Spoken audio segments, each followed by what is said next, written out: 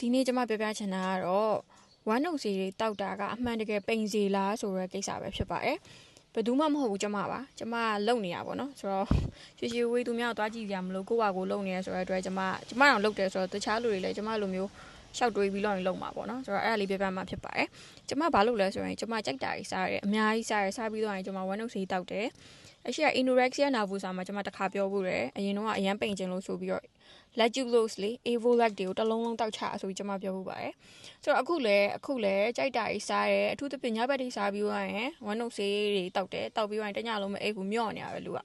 ဆိုတော့ဒါဒီမှန်လားဒါဒီ weight loss ဖြစ်လားဆိုတော့ကျမတို့စဉ်းစားရမယ်ပေါ့နော်ဆိုတော့နာမည်ကဝမ်းနှုတ်ဆေးဝမ်းတွေကိုစွန့်ပြအောင်လုပ်တော့ဆေးเนาะ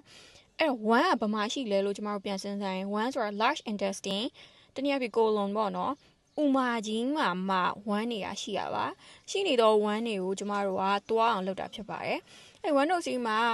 osmotic type laxative တွေဆိုရင်သူရေဆွဲတယ်ကွာသိလားဝမ်းနဲ့အတူရေပါပါသွားတဲ့အတွက်ဝမ်းပျော့လေးသွားရပေါ့နော်အဲ့တော့သွားလိုက်ရင်ဒလက်ဟောအများကြီးသွားချလိုက်တဲ့အတွက်လူကအဲ့လိုပေါ့သွားသလိုခံစားရတယ်ပေါ့နော်သို့တော့တကယ်ကျသွားတာဒီဝမ်းရယ်ရေရယ်ပဲဖြစ်ပါတယ်ဆိုတော့ကျမတို့ကဒါပိန်ဝမ်းမှာလားပိန်လားဆိုတော့ကျမတို့ကပိန်ကျင်တယ်ဆိုတာကျမတို့ကအစီကျကျင်တာဖြစ်ပါတယ်အဲ့တော့ဝမ်းနေကဘလို့ဖြစ်လာလဲဆိုရင်ကျမတို့အစာအိမ်ပြီးသွားရင်ဦးသိန်းဦးပိုင်းတို့ဦးသိန်းနှောင်းပိုင်းတို့အဲ့လို small intestine တို့ပါတော့အဲ့လို duodenum တို့ small intestine large intestine အဲ့လိုမျိုးဖြတ်ရတဲ့အပိုင်းတွေရှိပါတယ်အစာအိမ်မှာကလေးကသူကပါဝင်တော့အစာချိဖြတ်ပြီးတော့ဟာတော့တချို့တော့ဆုပ်ပြီးသားပြီးရင် duodenum မှာထပ်ဆုပ်တယ် small intestine မှာလည်းထပ်ဆုပ်တယ်ပေါ့နော်အဲ့လိုတလန်းလုံးဆုပ်လာပြီးတော့မှလုံးဝမလိုတော့ဘူးဆုပ်လို့မရတော့ဘူးလွတ်ပြရမယ့်ဟာတွေက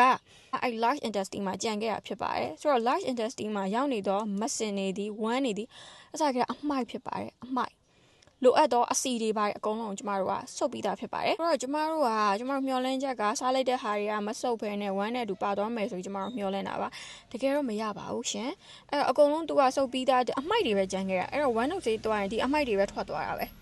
နော်ဆိုတော့အမှန်တကယ်ကြီးဆုံးရှုံးသွားတာဒီကျမတို့ဒီကထွက်သွားတာဒီအမိုက်တွေနဲ့ရေတွေဖြစ်ပါတယ်အများကြီးတောက်တဲ့အခါကျရင်ဝမ်းပျော့အများကြီးသွားဝမ်းတွေအများကြီးရှော့ရင် electrolyte imbalance တွေဖြစ်ပါတယ်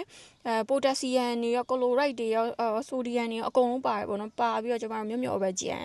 ပြီးတော့မကြီးမသားဖြစ်ဆိုပြီးတော့ကြံကျက်မိုက်ထိခိုက်ပါတယ်ဆိုတော့ပိန်ခြင်းလို့ဝမ်းနှုတ်ဆေးစားရဲဆိုတာဝမ်းနှုတ်ဆေးဒီဝမ်းတွေပဲပါသွားတာဖြစ်ပါတယ်ဆိုတော့ဝမ်းနှုတ်ဆေးကိုစားရင်ဝမ်းမတရားရှော့ရတယ်အတွက်မစားနိုင်မတောင်းနိုင်အဲ့မှာဖြားပြီးတော့မစားနိုင်တာကိုလိုချင်တာလားအဲ့လိုလိုချင်တာလားပေါ့နော်ဒါလည်းမှန်ကန်တော့နီးလားမဟုတ်ဘူးလေနော်ဆိုတော့ဝမ်းနဲ့တွားရင်ဘာမှမပါသွားပါဘူးရေပဲပါသွားပါတယ်အဲ့တော့အမှန်တကယ်ကြီး loss ဖြစ်သွားတာ water loss ဖြစ်ပါတယ်ဝမ်းနှုတ်ဆေးဒီအစီမကြပါဘူးလူကိုမပိန်စေပါဘူးဝမ်းနှုတ်ဆေးတောက်တာများပြီးတော့လူကမျော့ပြီးတော့မစားနိုင်မတောက်နိုင်ဖြစ်ပြီးမှလူကပိန်သွားတာဖြစ်ပါတယ်အဲ့လိုမဟုတ်ဘဲနဲ့ကျမတို့တခြားနည်းလမ်းတွေလည်းတုံးပြီးတော့ပိန်အောင်လုပ်လို့ရတယ်လीနော်အဓိကကကျမတို့စားကျင်တဲ့စိတ်ကို suppress လုပ်ရမှာပေါ့နော်မစားကျင်အောင်နေရမှာပေါ့နော်ဘလို့နေရမလဲဆိုတော့ကိုယ့်အကိုစဉ်းစားရမှာပေါ့နော်ငါဘလို့ဆိုရင်မစားဘူးလဲငါဘလို့ဆိုရင်အမြဲစားနေရလဲဆိုတော့စဉ်းစားရမှာဖြစ်ပါတယ်ကျမအဲ့ဒါလေးစာဖတ်ကြည့်လိုက်အောင်ဘလို့ဆိုရင်မစားကျင်ဘူးလဲပေါ့နော်ဆိုတော့ကျေးဇူးတင်ပါတယ်